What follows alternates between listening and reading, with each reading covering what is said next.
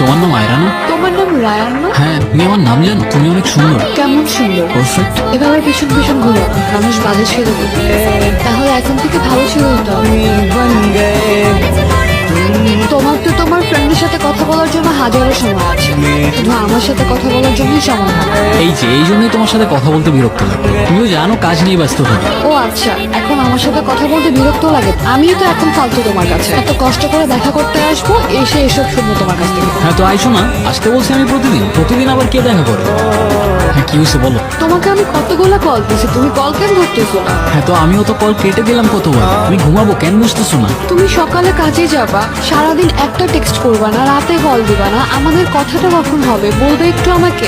Please দেখো তুমি scene create করো না এসব। আমার একটু ঘুমাইতে দাও, আমার সকালে উঠতে হবে।